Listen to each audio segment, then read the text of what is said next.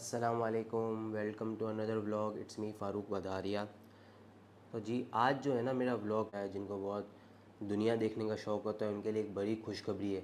एक ऐसी जगह जो आज से पहले कभी टूरिस्ट वीज़ा देती नहीं थी, अब उस जगह ने टूरिस्ट वीज़ा स्टार्ट कर दिया है, वो मैं आपको बताता हूँ। लेकिन उससे पहले मैं एक बात कहना चाहता हूँ कि जो मैं लास्ट पिछले 1 महीने से जो कनाडा का काम कर रहा हूँ और जितने भी मैं इंफॉर्मेटिव वीडियोस बना रहा हूँ, तो वो लोगों को काफ़ी उससे फ़ायदा पहुँच रहा था ना। मुझे नहीं पता था कि मेरी वीडियो से लोगों को इतना फ़ायदा पहुँचेगा। मैं बस मुझे एक ट्रैवल का शौक़ है, तो वो मैं अपना शौक़ लोगों तक पहुँचाना चाह रहा था। मुझे इतना आइडिया नहीं था कि जितना लोगों को फ़ायदा हुआ, इस हिसाब से मुझे आइडिया नहीं था कि लोगों को इतना फ़ायदा पहुँचने वाला है। लोग मुझे थैंक यू करते थे, एक आध मैसेज आता था दिन के अंदर ये वो। लेकिन अब जो लास्ट मैंने 1 वीक से देखा है, रेगुलर मुझे है ना रोज़ के है ना 10 से 15 लोगों के मैसेज आते हैं, थैंक यू करते हैं, शुक्रिया अदा करते हैं, दुआएं देते हैं।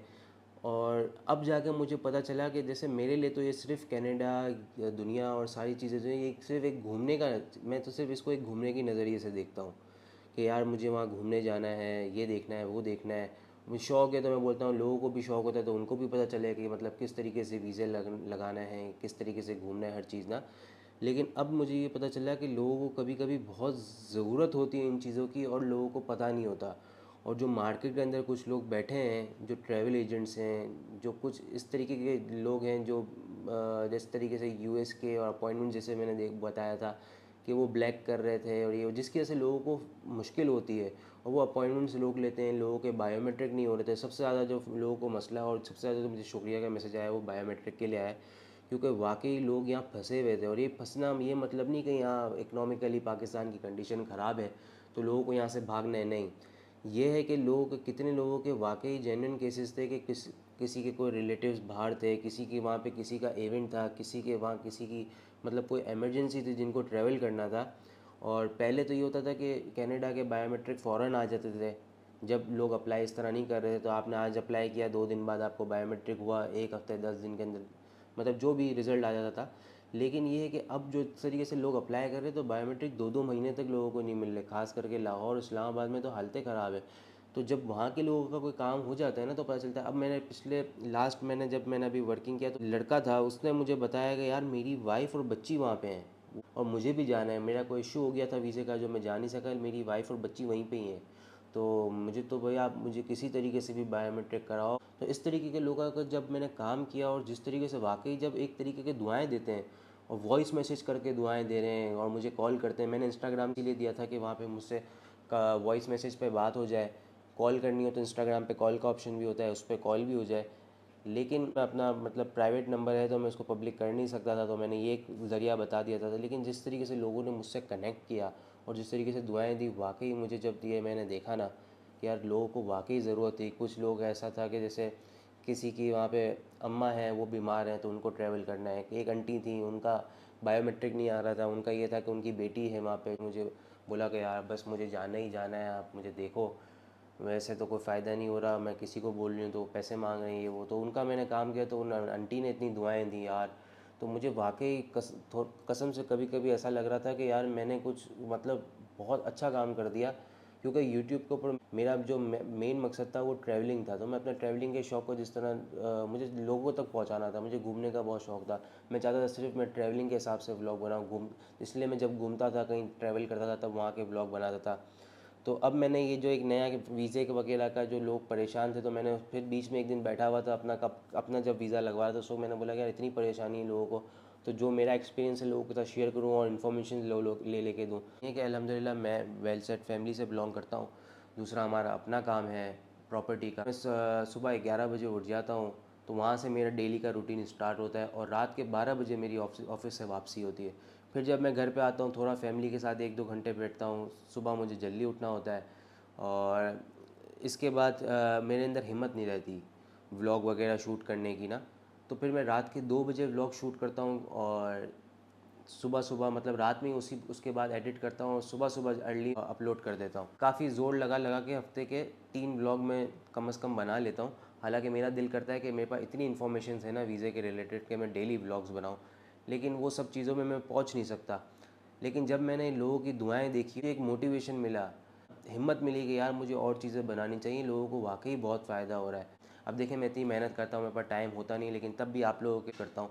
तो मैंने बोला कि जब मेरी इस चीज़ से आपको इतना फ़ायदा हो तो आपको चाहिए कि मेरी ये वीडियो को ज़्यादा से ज़्यादा लोगों तक पहुँचाओ, शेयर करो, सब्सक्राइब करो, लोगों तक पहुँचाओ। आपके जानने वालों में कोई लोग होंगे जो परेशान होंगे यूएस के वीज़े के हिसाब से, यूएस के अपॉइंटमेंट के हिसाब से, कनाडा के, तो उनको मेरी वीडियोस वगैरह पहुँचाओ, तो उनको भी इस चीज़ से फ़ायदा हो। तो मेरा मकसद लोगों को अंदर ज़्यादा से ज़्यादा इन्फॉर्मेशन फैलाना है। मैं चाहता हूँ जब मैं इतनी मेहनत करता हूँ ना, वो लोगों तक बहुत ज़्यादा से ज़्यादा पहुँचे, बहुत ज़्यादा से ज़्यादा पहुँचे, ज़्यादा से ज़्यादा लोग मेरा एक्सपीरियंस शेयर करें, मेरी मेहनत शेयर करें। तो जितना लोग देखेंगे, जितने लोगों को फ़ायदा होगा, तो मुझे ऐसा लगेगा कि मेरी मेहनत कामयाब हो रही है। और ये मुझे चीज़ें बतानी थी। और दूसरा जो मैं एक खुशखबरी लेकर आया हूँ उस कंट्री की जिसने आज से पहले कभी ट्रैवल का वीज़ा नहीं दिया, तो मैं बताता हूँ वो कौन सी कंट्री है। न्यूजीलैंड है। तो जी हाँ, न्यूजीलैंड और ऑस्ट्रेलिया। ऑस्ट्रेलिया था कि कभी कभी वीज़ा दे देता था, उसने पहले वो भी टूरिस्ट नहीं देता था, लेकिन ये है कि किसी इन्विटेशन वगैरह से देता था। न्यूजीलैंड बिल्कुल नहीं देता था वीज़ा। लेकिन ये है कि अब ऑस्ट्रेलिया ने भी टूरिस्ट वीज़ा थोड़े टाइम पहले स्टार्ट किया और न्यूजीलैंड ने स्टार्ट कर दिया फर्स्ट टाइम। तो अब मैं थोड़ा सा न्यूजीलैंड के वीज़े का प्रोसीजर बता दूं कि न्यूजीलैंड का जो वीज़ा है ना, वो होता है मल्टीपल भी होता है, सिंगल भी होता है। ये है कि अगर आप फर्स्ट टाइम अप्लाई करो तो सिंगल अप्लाई करो, मल्टीपल इतना आसानी से नहीं मिलेगा। हाँ, अगर आपके पास यूएस वीज़ा है तो यूएस वीज़ा के थ्रू आप मल्टीपल अप्लाई कर सकते हो। दूसरा, मल्टीपल का कोई वो नहीं है कि कितने टाइम तक का मिलेगा, क्या वैलिडिटी होगी, हो सकता है 1 साल का दे, 2 साल का दे, 3 साल का दे या 5 साल का दे, ठीक है। तो सिंगल एंट्री जो है ना, उसकी वैलिडिटी जो है, एक्सपायरी है, वो 1 साल की होती है। जब आपको जब वीज़ा मिला है तो 1 साल बाद एक्सपायर होगा। 1 साल के अंदर आप एक बार ट्रैवल कर सकते हो और एक ट्रैवल पे ऊपर आप महीने आप वहाँ पे रह सकते हो। वो मैं आपको एक और चीज़ बता दूँ कि न्यूजीलैंड का जो है ना वो ई वीज़ा है। मतलब आपकी कोई पासपोर्ट वगैरह नहीं जाती, आप ऑनलाइन अप्लाई करते हो, ऑनलाइन आपका सारा कुछ प्रोसेस होता है और वीज़ा भी आपको पेपर वीज़ा आता है, ई वीज़ा, ठीक है। तो मैं आपको रिक्वायरमेंट बता दूँ। सबसे पहले तो वो 6 मंथ पासपोर्ट वैलिड होना चाहिए। ऐसा पासपोर्ट दो जो 6 महीने वैलिड हो। और दूसरा, कोई ऐसा पासपोर्ट मतलब 1 या 2 सफ़े ब्लैंक हो, ताकि उसके ऊपर एंट्री और एग्जिट की स्टैंप लग सके। हालांकि इसका स्टिकर वीज़ा नहीं होता, लेकिन ये 2 सफ़े ये लोगों ने भी रिक्वायरमेंट रखी है। पिक्चर रिक्वायरमेंट है वो ये है, 4.5 सेंटीमीटर मल्टीप्लाई बाय 3.5 सेंटीमीटर, जो कि पासपोर्ट साइज़ है, वाइट बैकग्राउंड। आपका है ना महीने का बैंक स्टेटमेंट चाहिए होता है with account maintenance certificate. Travel की इन्वेंट्री चाहिए होती है, जिस तरीके से आपको फ़्लाइट टिकट होनी चाहिए, होटल बुकिंग वगैरह, ये सब चीज़ें भी इसकी रिक्वायरमेंट है वीज़ा के लिए।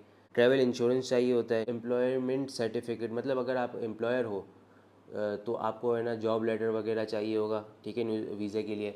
और अगर आपका अपना काम है तो आप अपना लेटर हेड दें, उसके ज़रिए आप अप्लाई करें कि मेरा अपना काम है और मुझे ट्रैवल करने जाना है, ठीक है। इसके अलावा लेटर ऑफ इनविटेशन, इफ़ अगर आपके पास कोई फैमिली मेम्बर है वहाँ, तो आपने अगर इसको जब आप इसका फॉर्म फिल कर रहे हो ऑनलाइन सबमिट करने के लिए, तो उसमें आपने लिखा कि जी मेरा फैमिली मेम्बर है न्यूजीलैंड में, तो अगर आपने इसको येस किया तो एनी हाउ आपको उसका लेटर ऑफ इनविटेशन चाहिए। अगर आपका कोई फैमिली मेम्बर वहाँ पे है, या आपके ऊपर ऑप्शनल नहीं है, अगर है तो आपको उसका इनविटेशन लेटर लाजमी चाहिए, ठीक है। प्रीवियस ट्रैवलिंग हिस्ट्री चाहिए। प्रीवियस ट्रैवलिंग हिस्ट्रीज को रिटर्न नहीं देनी हमें, ये देनी होती है कि आप उसका पीडीएफ बनाना पड़ता है। जो आपके पासपोर्ट है उसके अंदर जितने स्टिकर्स लगे हुए हैं और जितने स्टैम्प पेजेस हैं, एंट्री एग्जिट कहीं के भी, वो सबको स्कैन करके एक पीडीएफ करके अपलोड करना होता है, ठीक है। इसके अलावा क्रिमिनल रिकॉर्ड चेक, मतलब इसके एक और चीज़ चाहिए होती है जो बाकी वीज़ा से हट के, वो है आपका पुलिस वेरिफिकेशन। आपके घर के करीब जो आपके इलाके का थाना लगता है, वहाँ पे जाएँ पुलिस चौकी के अंदर, वहाँ जाके बोलें कि मुझे वीज़ा अप्लाई करना है, मुझे अर्जेंट वेरिफिकेशन चाहिए, तो वो चीज़ आपको पुलिस वेरिफिकेशन भी बना के दे देगा। लेकिन वो वेरिफिकेशन आपने इंग्लिश में बनवानी है, उर्दू वाली नहीं बनवानी। Ties to the home country, मतलब ये आपको इसके अंदर होम कंट्री के अंदर जो जितनी आपकी जो फैमिली टाइज़ है ना, वो बतानी है कि मेरे, जैसे आप अपना अकेले अप्लाई कर रहे हैं तो आपको ये दिखाना है कि मेरे मैरिड हूँ, मेरे बच्चे, बीवी, मतलब पेरेंट्स, सिबलिंग्स वगैरह सब यहाँ हैं। अगर आप अपने वाइफ बच्चों के साथ अप्लाई कर रहे हो तो आपको अपने पेरेंट्स, सिबलिंग्स, काम वगैरह सब कुछ, ये फैमिली टाइज़ यहाँ मतलब होम कंट्री में स्ट्रॉन्ग है। तो ये कुछ रिक्वायरमेंट्स थी जो मैंने आपको बताई। और तो अभी बहुत अच्छा ऑप्शन है उन लोगों के लिए जिनको न्यूजीलैंड अप्लाई करना है, अप्लाई करो। बहुत मतलब क्रेजी सीन हुआ है, न्यूजीलैंड वीज़ा दे रहा है, ई वीज़ा दे रहा है, रिज़ल्ट भी फास्ट है, मतलब आपको विद इन 20 डेज़ आपको वो वीज़ा इशू कर देता है। और 30 डेज़ मांगता है, लेकिन 20 दिन के अंदर आ जाता है वीज़ा।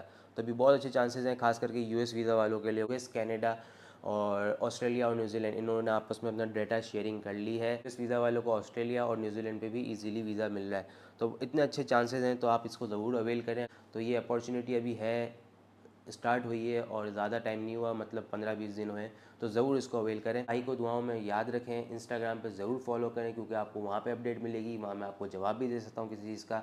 और तब तक के लिए अल्लाह हाफ़िज़, फिर मिलेंगे इंशाल्लाह नेक्स्ट व्लॉग में।